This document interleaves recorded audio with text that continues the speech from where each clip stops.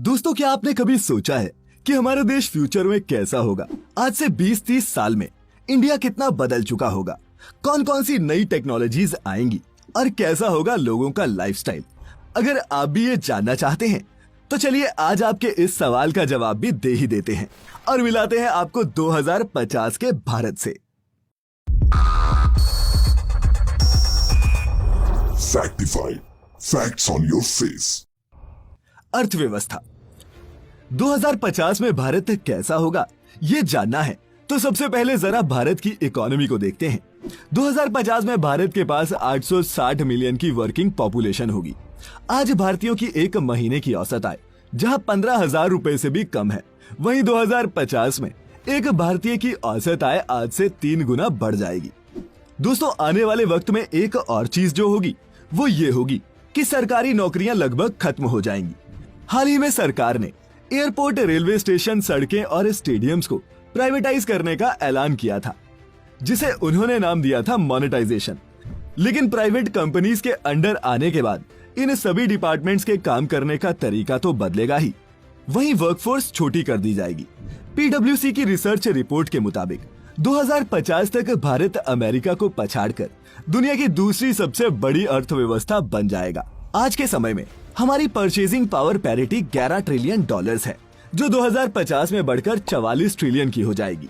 और ऐसा अनुमान भी लगाया जा रहा है कि वर्ल्ड GDP का 15% हिस्सा 2050 में भारत के कंट्रोल में होगा। लेकिन दोस्तों, इन सभी नंबर्स को पाना आसान नहीं होने वाला। दुनिया की दूसरी सबसे बड़ी अर्थव्यवस्था बनने के लिए पहले सरकार को देश में वेल्थ गैप को कम करना होगा और इकोनॉमिक पॉलिसीज को और भी ट्रांसपेरेंट और बेहतर बनाना होगा, वरना 2050 तक एक समृद्ध भारत देखने के ये दावे सिर्फ दावे बनकर ही रह जाएंगे। कैशलेस इंडिया 2050 में पेपरलेस करेंसी पूरी तरह से खत्म हो जाएगी और सिर्फ डिजिटल करेंसी का ही इस्तेमाल होगा। हाल ही में भारत सरकार ने RUPI डिजिटल वॉचर लॉन्च किया था, जिसका इस्तेमाल लोग सैलरी, पेमेंट्स, इलेक्ट्रिसिटी बिल और शॉपिंग जैसी सर्विसेज को पे करने के लिए कर सकते हैं। अगले 30 सालों में कई और डिजिटल करेंसीज और क्रिप्टो करेंसीज भी भारत में एंट्री करेंगी और डिजिटल पेमेंट एक आम बात हो जाएगी। डिजिटल करेंसी के इस्तेमाल से नोटों का सर्कुलेशन तो कम होगा ही, साथ ही पेमेंट्स करना आसान, सेफ और सिक्योर हो जाएगा। ट्रांसपोर्टेशन दोस्तों, भारत के ट्रांसपोर्टेशन में लगातार सुधार हो रहा है, लेकिन अभी भी हम इस सेक्टर में दुनिया के बहुत सारे देशों से बहुत पीछे हैं। रोड ट्रांसपोर्ट को सुधारने के लिए इस समय 10 से भी ज्यादा बड़े हाईवे प्रोजेक्ट्स पर काम चल रहा है, जो शहरों के बीच की दूरी को कम करने का काम करेंगे। 2050 तक भारत में हाइपरलूप टेक्नोलॉजी के एंट्री करने की भी संभावना है। इस टेक्नोलॉजी को एलॉन मस्क ने दुनिया के सामने रखा था और अब दुनिया भर की कंपनीज इस कॉन्सेप्ट पर काम कर रही हैं। दोस्तों, हाइपरलूप टेक्नोलॉजी में एक टनल बिल्ड किया जाता है, जिसमें हवा का प्रेशर बहुत कम होता है, जिससे ट्रेन की स्पीड आम स्पीड से 5 गुना ज्यादा हो जाती है। लेकिन दोस्तों, 2050 तक भारत में ये टेक्नोलॉजी आ जाएगी? अभी इस पर एक बड़ा क्वेश्चन मार्क है, और वो इसलिए क्योंकि 1965 में जापान में शुरू हुई बुलेट ट्रेन टेक्नोलॉजी को 7 दशक के बाद 2015 में देश में मुंबई से अहमदाबाद के बीच शुरू करने का ऐलान किया गया था। मुंबई अहमदाबाद बुलेट ट्रेन का प्रोजेक्ट 2023 तक खत्म होना था, लेकिन सिस्टम के ढीलेपन को देखते हुए ये कहना मुश्किल है कि ये बुलेट ट्रेन भारत में 2025 से पहले शुरू भी हो पाएगी। अभी तक तो बुलेट ट्रेन के ट्रैक्स के लिए लैंड एक्विजिशन ही पूरी नहीं हो पाई है। दोस्तों, 2050 तक भारत की सड़कों पर आधे से ज्यादा गाड़ियां इलेक्ट्रिक होंगी और डीजल और पेट्रोल पर हमारी निर्भरता भी कम हो जाएगी। फ्यूचर टेक्नोलॉजी दोस्तों, भविष्य में भारत ही नहीं, दुनिया के हर देश का एक ही मूल मंत्र होगा, time is money. High technology time saving पर ही बेस्ड होगी और आज से कहीं ज्यादा सिक्योर और हाईटेक होगी। भारत में इस साल 5G की एंट्री हुई है, लेकिन 2050 तक तो भारत में 8GB आ चुका होगा और इंटरनेट स्पीड्स 5G जनरेशन से कई गुना फास्ट हो जाएंगी। हमारे देश की 100% पॉपुलेशन सोशल मीडिया पर शिफ्ट हो जाएगी और लोग रियल से ज्यादा वर्चुअल लाइफ में जिएंगे। वर्क फ्रॉम होम का कल्चर भी चलता रहेगा। 2050 में आज की तरह इलेक्ट्रिसिटी जनरेट करने के लिए वायरिंग की जरूरत भी नहीं पड़ेगी, क्योंकि तब तक दुनिया में वायरलेस इलेक्ट्रिसिटी बहुत आम बात हो जाएगी। जापान में तो वायरलेस इलेक्ट्रिसिटी पर काम भी शुरू हो चुका है और जल्द ही दूसरे देश भी वायरलेस इलेक्ट्रिसिटी पर अपनी टेस्टिंग शुरू कर देंगे। वायरलेस इलेक्ट्रिसिटी के आने से हमारे शहर तो साफ सुथरे हो ही जाएंगे, साथ ही इलेक्ट्रिक शॉक से होने वाले डैमेजेस भी कम हो जाएंगे। दोस्तों 2050 में कोई भी ये बड़े बड़े स्मार्टफोन्स इस्तेमाल नहीं करेगा। फ्यूचर में स्मार्टफोन्स की टेक्नोलॉजी ब्रेसलेट स्मार्ट वॉचेस में मिलने लगेगी। Computer vision, smart newspaper, social network integration जैसी टेक्नोलॉजी हमारी डेली लाइफ का हिस्सा बन जाएंगी।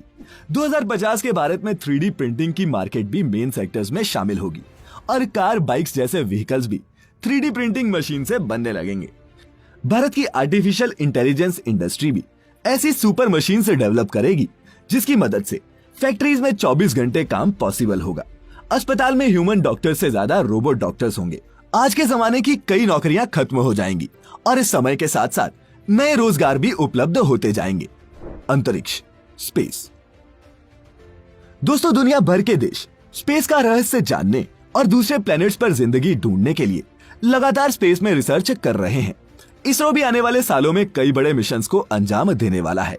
गगनयान, शुक्रयान और सन स्टडी जैसे मिशंस सिर्फ भारत के लिए ही नहीं बल्कि पूरी मानव जाति के लिए स्पेस में कई नए दरवाजे खोलेंगे।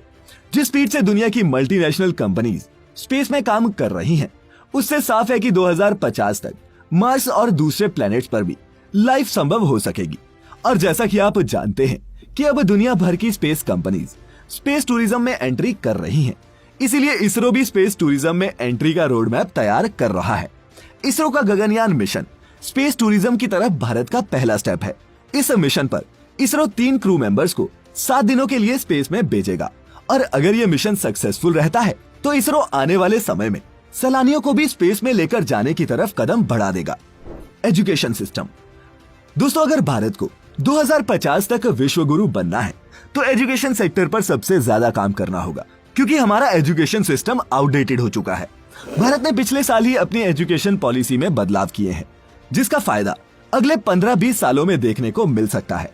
अब स्कूलों में थ्योरी से ज्यादा प्रैक्टिकल्स होंगे तो जाहिर है बच्चों का टेक्नोलॉजी की तरफ ध्यान बढ़ेगा। नॉर्वे, अमेरिका जैसे देशों की तरह अब भारत में भी स्टूडेंट्स को हायर स्कूल के दौरान वोकेशनल कोर्सेज कराए जाएंगे और समर वेकेशंस में इंटर्नशिप्स। कोडिंग और साइंटिफिक नॉलेज सिर्फ साइंस की स्ट्रीम के बच्चों के लिए नहीं होगी बल्कि ये सबको सिखाई जाएगी। टेक्नोलॉजी मॉडर्न इंडिया की पहचान बनने वाली है, इसीलिए स्कूल्स में आर्टिफिशियल इंटेलिजेंस के कोर्सेज की भी एंट्री होगी। 2050 में नोटबुक्स और किताबें शायद म्यूजियम में देखने को मिले, क्योंकि भारत के स्कूल्स में स्मार्ट क्लासेस की एंट्री पहले ही हो चुकी है और जल्द ही आपकी बुक्स और बस्ते की जगह आईपैड और लैपटॉप जैसे डिवाइसेस लेने वाले हैं।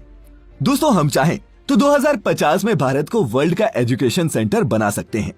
एक्सपर्ट्स की माने तो 2050 तक भारत का लिटरेसी रेट 90% से ऊपर होगा, पर यह सब कैसे होगा ये अभी कहना थोड़ा मुश्किल है, और वो इसलिए क्योंकि महामारी के बाद आई गरीबी की वजह से करोड़ों बच्चों ने स्कूल छोड़ दिए हैं और उनमें से लाखों ऐसे हैं जो स्कूल की शक्ल फिर कभी नहीं देख पाएंगे। गरीब परिवार से आने वाले बच्चे किताब भी मुश्किल से खरीद पाते हैं। ऐसे में स्कूल डिजिटाइज्ड हो जाते हैं तो उनके पास स्मार्टफोन और आईपैड जैसे गैजेट्स कहां से आएंगे। इसीलिए अगर हमें अपने देश के स्कूल्स को स्मार्ट बनाना है तो सभी स्कूलों में पहले ये जरूरी सुविधाएं मुहैया करवानी होंगी, ताकि गरीब परिवार से आने वाले बच्चे भी इस डिजिटल युग में दुनिया के साथ कदम से कदम मिलाकर चल सकें। Indian defence power. दोस्तों भारत को शक्तिशाली देश बनना है तो डिफेंस पावर पर भी काम करना होगा। भारतीय सेना का जंग में तो कोई मुकाबला नहीं है, पर आने वाले सालों में जंग हथियारों से नहीं बल्कि टेक्नोलॉजी से लड़ी जाएगी और इसकी तैयारी भी भारत ने शुरू कर दी है। हमारी इंटेलिजेंस एजेंसीज लगातार अपनी टेक्नोलॉजी को इंप्रूव कर रही हैं और जल्द ही इंडियन डिफेंस में आर्टिफिशियल इंटेलिजेंस को भी शामिल कर लिया जाएगा।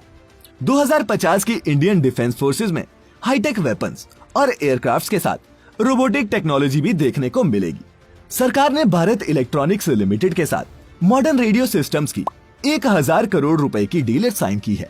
इस टेक्नोलॉजी से इंडियन आर्मी का टेक डिपार्टमेंट पहले से काफी स्ट्रॉन्ग हो जाएगा और हार्श से हार्श कंडीशंस में भी हम जंग करने को तैयार होंगे। दुनिया भर के एक्सपर्ट्स की माने तो 2050 तक भारत एक वैश्विक लीडर बनकर उभरेगा। सबसे ज्यादा पॉपुलेशन होने की वजह से भारत की वर्कफोर्स और प्रोडक्शन पावर सबसे ज्यादा होगी। हाई परचेजिंग पावर की वजह से दुनिया की सभी एमएनसी कंपनीज के ऑफिसेज इंडिया में होंगे। बिजनेस इनसाइडर की एक रिपोर्ट के मुताबिक दुनिया की 67% कंपनीज की इन्वेस्टमेंट लिस्ट में भारत टॉप पर है। वर्ल्ड की टॉप 15 कंपनीज के सीईओ इंडियंस हैं और आने वाले सालों में ये नंबर और भी बेटर होगा। लेकिन ये सब तभी पॉसिबल हो पाएगा जब कंपनीज को एक अच्छी मार्केट के साथ साथ एक अच्छा वर्किंग एनवायरनमेंट और फ्लेक्सिबल गवर्नमेंट पॉलिसीज मिलेंगी, जिन पर हमें अभी बहुत काम करना है। आने वाले वक्त में लोगों के लिए कई नई जॉब अपॉर्चुनिटीज जनरेट होंगी, तो कई पुरानी नौकरियां पूरी तरह से खत्म हो जाएंगी। पर दोस्तों, अगर आप फ्यूचर के भारत की इस तस्वीर को सच होते देखना चाहते हैं तो दिल लगाकर मेहनत कीजिए और आप जो भी काम करते हैं उसमें ईमानदारी रखिए, करप्शन से दूर रहिए, क्योंकि देश की तरक्की में देश के हर नागरिक का योगदान होता है। जब आप और हम आज मेहनत करेंगे तभी तो 2050 तक हमारा देश ये सब अचीव कर पाएगा। और जो मैं हमेशा कहता हूँ, जब भी वोट करिए एक अच्छा लीडर चुनिए, क्योंकि जब तक हमारे पास एक अच्छी सरकार और अच्छे लीडर्स नहीं होंगे तब तक इस वर्ल्ड मैप पर हम नंबर 1 नहीं हो सकते। और हाँ, कमेंट करके आप जरूर बताइएगा कि आपको भविष्य का भारत पसंद आया या फिर आपको आज का इंडिया ही ज्यादा बेटर लगता है। वीडियो अच्छी लगी हो तो इसे लाइक करने के साथ साथ अपने दोस्तों के साथ शेयर जरूर करें। मिलेंगे जल्द ही एक ऐसी ही और इन्फॉर्मेटिव वीडियो में। तब तक अपने चहेतों का ख्याल रखें, खुश रहें और वीडियो पूरी देखने के लिए आपका बहुत बहुत शुक्रिया।